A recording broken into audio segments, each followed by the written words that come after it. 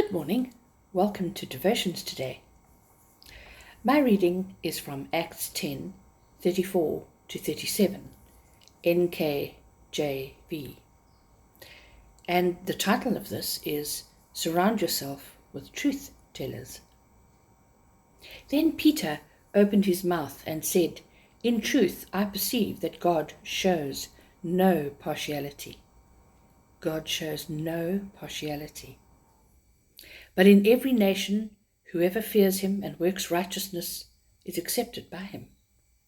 The word which God sent to the children of Israel, preaching peace through Jesus Christ, he is Lord of all. That word you know, which was proclaimed throughout all Judea and began from Galilee after the baptism which John preached. This is the word of God for the people of God. Thanks be to God. God is all about impartiality. He shows everyone unconditional love. In Acts 10, we read about Cornelius. My husband pronounced it Cornelis because that's his second name and he's Dutch. A young centurion in the Roman army. He was not part of the chosen Israelite nation. And as a Roman soldier, he was very much an outsider. The Israelites would have deemed him unclean. Yet he and his family loved God. Then the polar opposite is Peter, a young disciple chosen by Jesus, even though he was an uneducated fisherman, to join him on his quest to save, to preach, and heal those whom he contact with. God informs both Cornelius and Peter that they should meet. Peter was probably astounded that God allowed that. But we see that God's love is unconditional. Both these polar opposites experienced that. He had a purpose for their lives that did not involve bias, favoritism, or prejudice. If our children, our friends, or someone in the congregation behaves badly, turn the other cheek. Love is unconditional.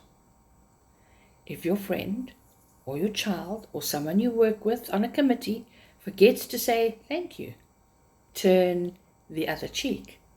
Love is unconditional. On the flip side, one also hopes that one's closest friends will be as authentic as Jesus, to remind us of the tough truths, to point out where I'm going wrong in a loving but courageous way. In 1 Kings 22 following, we see that King Ahab needed counsel from those all around him about whether to go into battle and take Ramoth-Gilead back from King Aram or not. The king's counselors all told King Ahab what he wanted to hear. They wanted to be accepted and curry favor with him.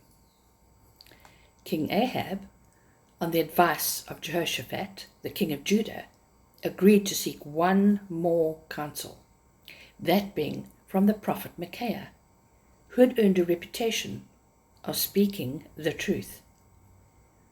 The king of Judah told Micaiah to just agree with what all the others were saying, but he replied, "As surely as the Lord lives, I can tell him only what the Lord tells me." So he told him the truth. He warned the king that he would be killed if he attacked King Aram. King Ahab refuses to listen, does indeed meet his end, even though he went into battle in disguise, and Micaiah was punished for his troubles. Compassionate love, in fact, says, I need to do something about this. Look for truth tellers in your circle. They will look you in the eye, tell it as it is, and share God's love, hope of healing, and power for your struggles, and perhaps reveal to you something that needs to be worked on. So, a balance between unconditional love laced with authentic truth-telling would be how we emulate Jesus. Have a lovely week till we meet again.